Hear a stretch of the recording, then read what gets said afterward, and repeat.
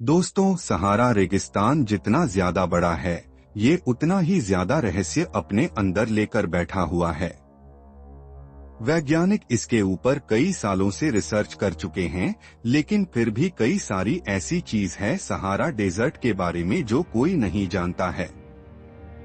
हजारों प्रयास के बाद भी आज तक वैज्ञानिक इस रहस्य को नहीं सुलझा पाए हैं और आज हम आपको सहारा डेजर्ट के इन्हीं रहस्यों के बारे में बताने वाले हैं। जैसे कि क्या आपको पता है कि सहारा डेजर्ट के अंदर एक आंख की आकृति बनी हुई है और वही माना जाता है कि रहस्यमय सिटी कॉन्टेस्ट भी इसी के नीचे है। आखिर सहारा डेजर्ट के नीचे छुपा क्या है?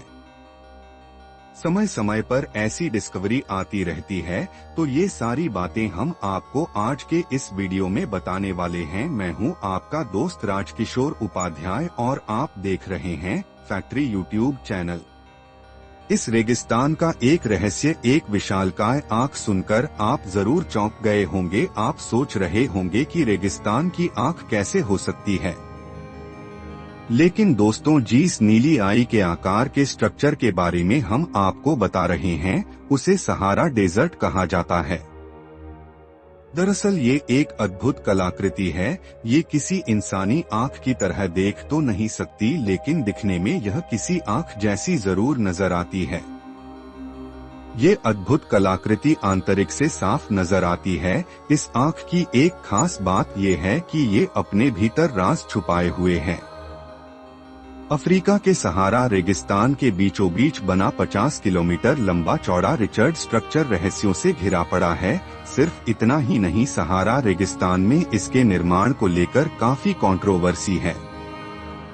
दरअसल ये अपने आप यहाँ पर कैसे बनी, इस सवाल का आज तक जवाब नहीं मिल पाया है। इसलिए इस अनोखे निर्माण को एलियंस से जोड़कर देखा जाने लगा।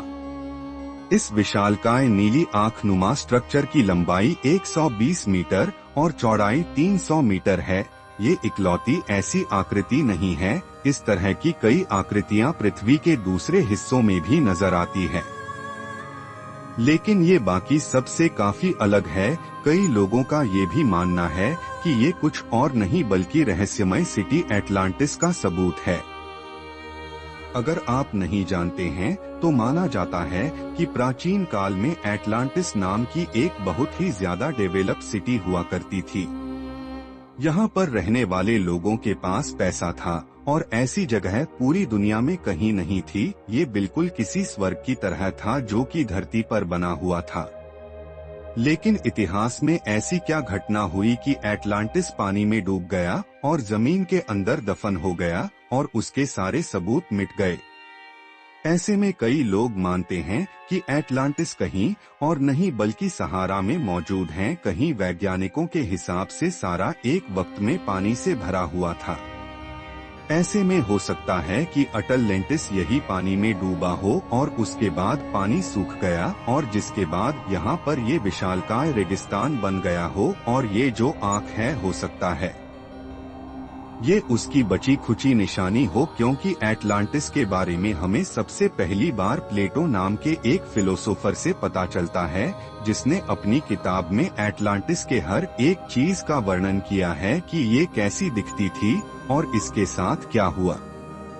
उसके वर्णन के हिसाब से ये जो सर्कल है, ये काफी ज्यादा मेल खाता है, क्योंकि प्लेटो जब अटलांटिक कैसे दिखता है उसके बारे में बता रहे थे, तब उसने कुछ बड़े बड़े सर्कल होने का भी वर्णन किया था। लेकिन इसमें एक दिक्कत है। अगर प्लेटो की माने तो अटलांटिस 7 से 10,000 साल पहले मौजूद थी और इसके साथ जो तबाही हुई थी उसे देखा जाए तो एटलांटिस का कोई भी सबूत आज मौजूद नहीं होना चाहिए, पर ये मौजूद हैं। फिलोसोफर ओरलैंडो सैंटोस का मानना है कि सारा डेजर्ट की जो आंख है वो अटलांटिक सिटी का सबसे जो मेन हिस्सा था, यानी कि एटलांटिस की जो सबसे मेन सिटी थी उसकी बॉर्डर लाइन है।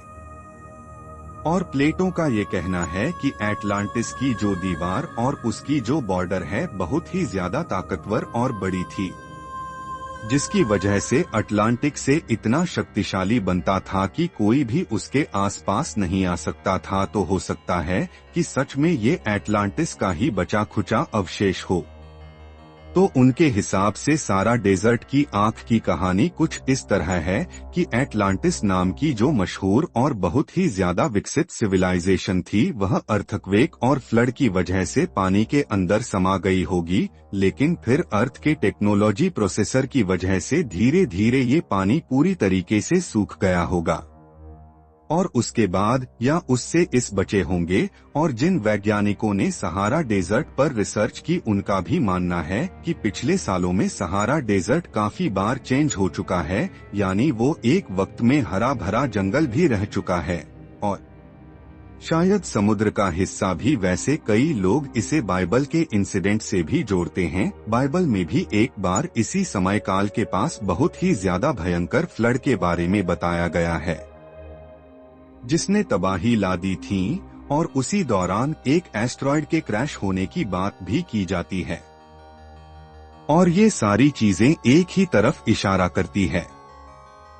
लेकिन अगर आप इन सब चीजों में इंटरेस्ट रखते हैं तो आपको पता होगा कि हमेशा कई थ्योरीज दी जाती है और ऐसी एक थ्योरी है वोल्केनो। माना जाता है कि हो सकता है ये कोई एंशिएंट वोल्केनो हो जो कि फट चुका है। अगर कोई ज्वालामुखी फटता है और उसके बाद वह डेड हो जाता है तो कई बार वह एक की तरह बन जाता है, लेकिन अब तक ऐसे जो भी मिले हैं वेरी चार्ट स्ट्रक्चर यानी कि सहारा डेजर्ट की आंख से काफी ज्यादा छोटे हैं। और अब तक का जो सबसे बड़ा वोल्केनो है यानी कि सुपर वोल्केनो वह इसके आसपास आता है, लेकिन उसका शेप बहुत ज्यादा अनडिफाइंड है।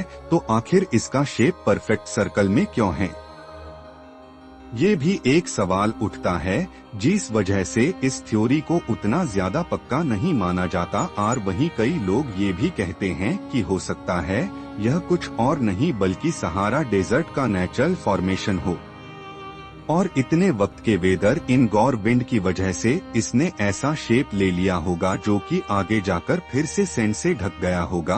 और फिर जब इसके ऊपर से सैंड हटी होगी तो इसका शेप बिल्कुल किसी आंख की तरह गोल हो गया हो। अब ये कैसे हुआ और क्यों हुआ इसके बारे में तो हम नहीं जानते हैं, लेकिन एस्ट्रोनॉट जो है वह इसका इस्तेमाल बड़ी बखूबी से करते हैं। बिल्कुल किसी मार्ग की तरह सहारा डेजर्ट की साख को आप ये पूरे कॉस्मोस में घूरते हुए छोड़कर हम चलते हैं। इसके अलावा सहारे डिजिट के कुछ और रहस्य भी हैं जानने वाले हैं। लिन ग्लास सहारा डेजर्ट का एक हिस्सा है जिससे लीबियन रेगिस्तान कहा जाता है। इसे अगर एक नजर से देखा जाए तो यह बिल्कुल किसी भी साधारण रेगिस्तान की तरह दिखता है, हर तरफ कड़कती धूप और पूरी तरीके से सूखापन।